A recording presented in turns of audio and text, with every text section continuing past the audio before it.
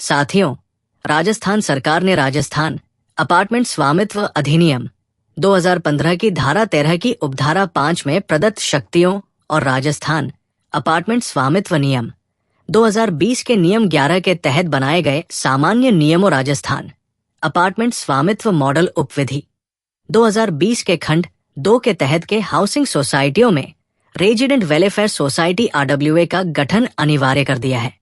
राज्य के सभी हाउसिंग सोसाइटियों की रेजिडेंट वेलफेयर सोसाइटी या एसोसिएशनों को Rajasthan apartment honours model bylaws 2020 का अनुपालन करना भी जरूरी किया गया है। साथियों, आगे बढ़ने से पहले Rajasthan apartment honours model bylaws 2020 में पारा 3 के तहत दिए गए कुछ परिभाषाओं को जानना जरूरी है।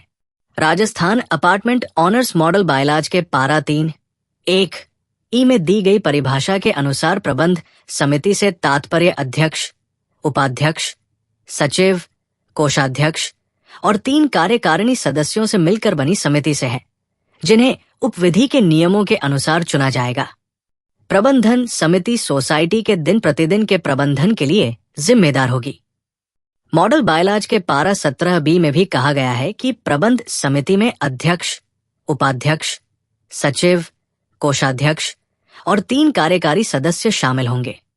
मॉडल बायलॉज के पारा 17(d)(2) में स्पष्ट प्रावधान है कि प्रबंध समिति के सदस्यों का कार्यकाल 2 वर्ष का होगा। नई प्रबंध समिति के सदस्यों का चुनाव मौजूदा प्रबंध समिति के कार्यकाल की समाप्ति से पहले वार्षिक आम सभा की बैठक में किया जाएगा। साथ ही मॉडल बायलॉज के पारा 9(b) में प्रावधान है कि प्रबंध समिति का निर्वाचन करने अथवा प्रबंध समिति को भंग करने अथवा प्रबंध समिति से किसी सदस्य को हटाने के लिए न्यूनतम 3/4 अर्थात 75% सदस्यों की उपस्थिति कोरम पूरा करेगी। यहाँ मॉडल बायलॉज के पारा 39 के उप पारा 1, 2 और 3 का उल्लेख करना जरूरी है। रेजिडेंट वेलफेयर सोसाइटी की प्रबंधन समिति का चुनाव से संबंधित इन उपपाराओं में प्रावधान किया गया है कि 2 वर्षों के लिए सोसाइटी की प्रबंधन समिति का चुनाव आम बैठक द्वारा किया जाएगा। मतदान के लिए प्रावधान है कि ये चुनाव गुप्त मतपत्र द्वारा किया जाएगा। वही चुनाव अधिकारी की नियुक्ति प्रबंधन समिति करेगी।